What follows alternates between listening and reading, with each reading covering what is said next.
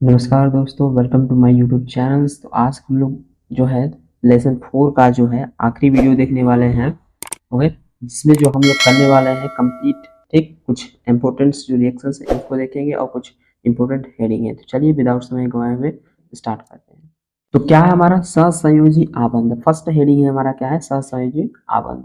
Okay, तो अब हम लोग देखेंगे कि सहसंयोजी आबंध क्या होता है। ठीक, तो कह रहा है कि दो परमाणुओं के बीच परस्पर इलेक्ट्रॉन के साझेदारी के द्वारा बने रासायनिक आबंध को सहसंयोजी आबंध कहते हैं। यानी कि कह रहा है कि दो परमाणुओं के बीच, ठीक है, कोई सा भी दो परमाणु होगा उनके बीच जो इलेक्ट्रॉनों की साझेदारी होगी, ठीक है, क्या होगी, इलेक्ट्रॉनों की साझेदारी जो होगी, ठीक है, और उनके द्वारा उनके जो इलेक्ट्रॉन के साझेदारी के द्वारा बनने वाले आबंध जो होंगे, ठीक है, उसे क्या कहेंगे हम लोग, सहसंयोजी आबंध कहेंगे। अब सहसंयोजी से ही तात्पर्य लगाइएगा कि एक लेगा तो एक देगा, ठीक, जिसमें क्या हो, संयोजन हो। ये कितने टाइप का होता है, 3 प्रकार का होता है। जैसे क्या कहते हैं, एकल सहसंयोजी आबंध, द्वि सहसंयोजी आबंध और त्रिक सहसंयोजी आबंध। ठीक, तो चलिए अब इनके बारे में हम डिटेल से देखते हैं। ठीक है, अगर चैनल पे हैं तो चैनल को सब्सक्राइब कर लीजिएगा, ठीक है, और आप लोग बेल आइकन को प्रेस कर दीजिएगा। ठीक है, तो अब लोग फटाफट अपने कंप्लीट करते हैं। ठीक, क्योंकि एग्जाम में कई बार पूछा जा चुका है तो हमें समझना जरूरी है, इसके पॉइंट ऑफ व्यू को करना जरूरी है। ठीक, तो एकल सहसंयोजी आबंध, अब फर्स्ट है इसमें परमाणुओं, ठीक, के बीच एक इलेक्ट्रॉन, कितने इलेक्ट्रॉन, एकल से ही तात्पर्य लगेगा कि एकल के बीच क्या होगा, एक इलेक्ट्रॉन की साझेदारी होगी, तो क्या कहेंगे, एकल सहसंयोजी आबंध कहेंगे। अब जैसे यहाँ क्या है, हाइड्रोजन है, हाइड्रोजन के पास कितने होते हैं, एक होता है, तो हाइड्रोजन के पास तो एक होता है, एक हाइड्रोजन के पास यहाँ एक हो जाएगा, एक हाइड्रोजन के पास यहाँ हो जाएगा। जब दोनों आपस में करेंगे, ठीक है, जब रिएक्शन करेंगे या फिर इनके जो हम घोल में डालेंगे तो क्या होगा, हाइड्रोजन अपना उत्पन्न होगा, तो एक इलेक्ट्रॉन इससे लेगा, ठीक, तब जाकर के ये संतुष्ट होगा, और एक इलेक्ट्रॉन इससे लेगा तब, तो दोनों के बीच में जो साझेदारी हो रही है, ठीक, सहसंयोजन के द्वारा हो रही है, यही मतलब है, ठीक है, सहसंयोजी आबंध का। और ये किसमें कितने इलेक्ट्रॉनों की हो रही है, एकल, तो इसे क्या कहेंगे, एकल सहसंयोजी आबंध। ठीक, अब सेकेंड नंबर है द्विसहसंयोजी आबंध। तो जैसा कि एकल में था कि एक से था, इसमें जब दो परमाणुओं के बीच दो जोड़े इलेक्ट्रॉनों की साझेदारी हो तो द्विसहसंयोजी आबंध कहते हैं। यानी कि कोई सा भी परमाणु होगा उनके बीच कैसा होगा कि दो इलेक्ट्रॉनों की साझेदारी होगी, कितने इलेक्ट्रॉनों की, दो इलेक्ट्रॉनों की साझेदारी होगी, तो उसे क्या कहेंगे हम लोग, द्विसहसंयोजी आबंध कहेंगे। जैसे यहाँ पे ऑक्सीजन है, ऑक्सीजन का कितना होता है हमारा, 8 होता है, ठीक है, इलेक्ट्रॉन ले रहा है तो दो इलेक्ट्रॉन दे भी रहा है, ये क्या है, आपस में दो इलेक्ट्रॉनों की साझेदारी हो रही है, तो इसलिए क्या कहेंगे हम लोग से, द्विसहसंयोजन आबंध कहेंगे। ठीक है, यहाँ ध्यान से देखिएगा, दो इलेक्ट्रॉन यहाँ से इसने ले लिया है तो ये क्या है, संतुष्ट हो जाएगा कि इसका अष्टक पूरा हो जाएगा, और इधर से अगर ये दो ले लेता है दो, तो इसका अष्टक पूरा हो जाएगा। ठीक, तो इस तरीके से ये प्रोसेस होता है। ओके, अब नेक्स्ट देखते हैं हम लोग त्रिसहसंयोजक आबंध। तो ये क्या होता है, इसके बीच में क्या प्रोसेस होता है, तो त्रिक सहसंयोजी आबंध में क्या होता है, इसमें 3 इलेक्ट्रॉनों की साझेदारी होती है। सिंपल सी बात है, जिसमें 3 इलेक्ट्रॉनों की साझेदारी होती है, त्रिक बोलेंगे। ठीक है, अब जैसे यहाँ पे है क्या, ठीक, N2, ठीक है, N पे है, यहाँ पे 5 है नाइट्रोजन, ठीक है, तो यहाँ पे जो है 3 इलेक्ट्रॉन है, यहाँ पे भी 3 इलेक्ट्रॉन है। अगर ये इसको दे देगा तो इसका अष्टक पूरा हो जाएगा, और अगर ये 3 इसको दे देगा तो इसका अष्टक पूरा हो जाएगा। खेल बस यहाँ है अष्टक पूरा करने का है। ठीक, तो सिंपल सा वे है इसका। तो इस तरीके से हमारे क्या है, इलेक्ट्रॉनों की साझेदारी को हम क्या कहते हैं, त्रिक सहसंयोजी आबंध कहते हैं। आई होप आप लोगों को समझ में आ गया होगा। ठीक है, अब चलते हैं नेक्स्ट। नेक्स्ट है हमारा अपर रूप। ठीक है, ये क्या है, एग्जाम में कई बार पूछा जा चुका है कि अपर रूप क्या होता है। ठीक है, या फिर कार्बन के अपर रूपों के बारे में बात कर लें। ठीक है, तो हम लोग देखते हैं अपर रूप। अपर रूप क्या, एक ही तत्व के भिन्न भिन्न रूप जिसके रासायनिक गुण समान हो लेकिन भौतिक गुण भिन्न हो, उसे क्या कहते हैं, अपर रूप कहते हैं। यानी कि जो उसके होंगे रासायनिक गुण तो सेम होंगे, लेकिन भौतिक गुण जो होंगे उसके चेंज होंगे, यानी कि बदलाव होगा, भिन्न भिन्न होगा। ठीक, और एक ही तत्व के बारे में ये चीजें कही जा रही है कि एक ही तत्व के भिन्न भिन्न रूप को, ठीक है, भिन्न भिन्न रूप को, रासायनिक गुण समान हो लेकिन भौतिक गुण और भौतिक अवस्था जो अलग हो, तो उसे क्या कहेंगे, अपर रूप कहेंगे। ठीक है, क्या कहेंगे, अपर रूप। अब जैसे हम लोग एग्जाम्पल लेते हैं कार्बन। अब कार्बन के बताया गया है कि 3 अपर रूप होते हैं। ठीक है, कार्बन के कितने अपर रूप, 3, हीरा, ग्रेफाइट, फुलरीन। ठीक है, हीरा देखा है आप लोगों ने, हीरा जो होता है बहुत ही क्रिस्टलीय ठोस होता है। कैसा होता है, क्रिस्टलीय ठोस, और उसका जो गलनांक होता है बहुत ही हाई प्रेशर का होता है। लेकिन वही जो होता है ग्रेफाइट जो होता है, ग्रेफाइट बहुत ही मुलायम होता है, ठीक। जैसे पेंसिल में जो लीड यूज किया जाते हैं उसे ग्रेफाइट की ही बनी होती है वो, ठीक। तो उसको देखिए और हीरा को जो है उसे देखिए, तो दोनों में क्या है, अंतर है। भौतिकी जो है बहुत ही अंतर है, लेकिन जो है केमिकली जो है क्या है, वो कार्बन के अपर रूप है, ठीक। तो अपर रूप कहने का सेंस यही है, ठीक। अब हम लोग इसके अपर रूपों की चर्चा करते हैं। तो फर्स्ट है हमारा हीरा, ठीक। तो हीरा क्या है, यह ठोस पदार्थ है जिसकी और इसकी संरचना त्रियामी है, यानी कि त्रिविमीय भी बोल सकते हैं, ठीक है। गलनांक बहुत उच्च होता है, विद्युत का कुचालक है और पारदर्शी पदार्थ है। तो हीरा कैसा होता है, पारदर्शी होता है, ठीक। हीरे की इस साइड और उस साइड दोनों साइड देख सकते हैं। और ये कैसा है, क्रिस्टलीय ठोस होता है, ठीक। इसकी संरचना त्रिविमीय होती है। जब भी आप किसी भी हीरा को देखेंगे या फिर उसके नकली को देखेंगे तो उसमें क्या त्रिकोणा टाइप का उसमें जो होगा दिखाई देगा, ठीक। इसलिए क्या उसकी जो होगी शेप क्या होती है, साइज संरचना जो होती है त्रिविमीय होती है, ठीक। अब नेक्स्ट है ग्रेफाइट। ग्रेफाइट क्या चीज है, यह कोमल पदार्थ है। ये कैसा होता है, कोमल होता है। जो पेंसिल की जो लीड होती है उसको आप लोग देखेंगे, टच करेंगे तो क्या होगा, सॉफ्ट होगा, ठीक। इसकी संरचना षष्ठकोणीय होती है।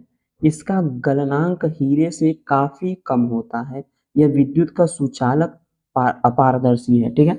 तो इसमें जो प्रोसेस होता है, यानी कि हमारा इसकी षष्ठकोणीय संरचना होती है, इसकी गलनांक हीरे से कम होती है। तो जाहिर सी बात है कि जब ये मुलायम है तो इसको गलाने में हमें बहुत ही कम टेम्परेचर देना पड़ेगा, लेकिन जो है वही हीरे को जो है ज्यादा टेम्परेचर देना पड़ेगा, ठीक।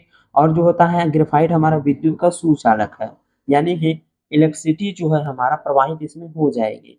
और ये क्या है, अपारदर्शी, कैसा अपारदर्शी है, ठीक है, ब्लैक ब्लैक कलर का टाइप का होता है, ठीक। अब नेक्स्ट हमारा फ्लोरीन। ये फ्लोरीन काफी चर्चा में रहता है, कई बार ऑब्जेक्टिव एग्जामों में इसके बारे में डिस्कस किया जा चुका है, ठीक है। तो क्या है, यह गोलाकार अणुओं के रूप में परस्पर 60 कार्बन के परमाणुओं से जुड़े होते हैं। यानी कि ये क्या होगा, एक फुटबॉल के टाइप का होता है। और इसमें जो होता है जो पूरे जो कार्बन होते हैं 60 या 80 के कार्बन के करीब में होते हैं, जो आपस में जुड़े होते हैं, ठीक। और यह फुटबॉल की तरह होता है। इसका नाम इसके खोजकर्ता बकमिंस्टर फ्लोरीन के नाम पर पड़ा है, ठीक। और इसको जो है एक अमेरिकी वैज्ञानिक थे जिसका नेम था बकमिंस्टर फ्लोरीन, उनके नाम पर ही इनका नामकरण कर दिया गया है, ठीक है। और यह ना तो कठोर और न ही मुलायम है, यानी कि जो मीडियम लेवल का चीज है, ना ही कठोर है ना ही मुलायम है, बस ये क्या है, मीडियम लेवल पे ही है, ठीक है। तो ये चीज होता है हमारा फ्लोरीन। आई होप आप लोगों को कार्बन के तीन अपरूप के बारे में जान गए होंगे। तो चलिए अब हम लोग देखते हैं फ्लोरीन का उपयोग कहाँ होता है, ठीक।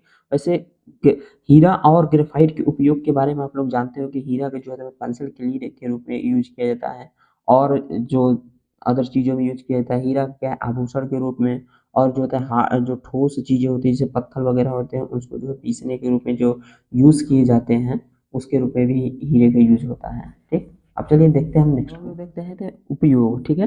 अब इसके उपयोग क्या है, ग्रेफ फ्लोरीन का स्नेहक के रूप में यूज किया जाता है, उत्प्रेरक के रूप में, ठीक है। यानी कि उत्प्रेरक जब कोई रिएक्शन होता है जहाँ पे रिएक्शन नहीं होता है, या फिर बहुत ही ज्यादा प्रोसेस लग रहा हो, बहुत समय लग रहा हो, तो उस चीज में जो है उत्प्रेरक जब रख दिया जाता है, ठीक है, तो क्या होता है, हमारा जो अभिक्रिया होती है बहुत फास्ट होती है। और जो अभिक्रियाएं बहुत ही तेजी से होती हैं उनको कम करने के लिए भी अभिकर्मक और प्रेरक का यूज करते हैं, ठीक। और इसका प्रयोग अर्धचालक के रूप में किया जाता है, ठीक है। तो ये थे इसके उपयोग, ठीक। अब नेक्स्ट हेडिंग है समावयता, ठीक है। समावयता ये भी पूछा गया है, ठीक है, इसको भी ध्यान रखिएगा। ऐसे यौगिक जिसका अणु सूत्र समान हो लेकिन संरचना सूत्र भिन्न भिन्न हो, ठीक है। तो यौगिक क्या होंगे, ऐसे यौगिक उनके जो अणु सूत्र कैसे होंगे, समान होंगे। जैसे अणु सूत्र है हमारा C4H10, ठीक। अणु सूत्र क्या है हमारा C4H10 है, लेकिन जब इसके हम संरचना सूत्र करेंगे तो डिफरेंट टाइप का आएगा, ठीक है, अलग टाइप का। जैसे मैंने यहाँ पे इसका संरचना संरचना दिखाया हुआ है, ठीक, इस टाइप का। तो इसके जो है अणु सूत्र समान होंगे लेकिन संरचना सूत्र भिन्न होगा, तो उसे क्या कहेंगे, समावयता कहते हैं, ठीक है। तो इस चीज को माइंड में रखिएगा, ठीक।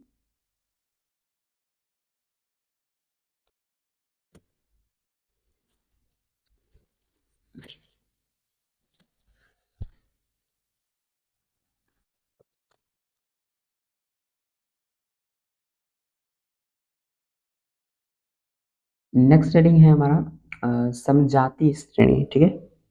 क्या है समजातीय श्रेणी, अब समजातीय श्रेणी क्या होता है? वे यौगिक जिनके अभिक्रियात्मक समूह समान होते हैं, ठीक है, कैसे क्या होते हैं? अभिक्रियात्मक समूह समान होते हैं और इन यौगिकों को, ठीक है, इन यौगिकों को बढ़ते हुए या फिर घटते हुए अणुभार के क्रम में रखा जाता है, ठीक है, तो उन्हें क्या कहते हैं? समजातीय श्रेणी कहते हैं। और ये जो है 2024 एग्जामिनेशन में पूछा जा चुका है, इसलिए ध्यान दीजिएगा गौर से, ठीक है, इसके हो सकते थे आने वाले एग्जाम में ऑब्जेक्टिव के रूप में इसे पूछा जा सके, ठीक है। अब यहाँ पे एग्जाम्पल है,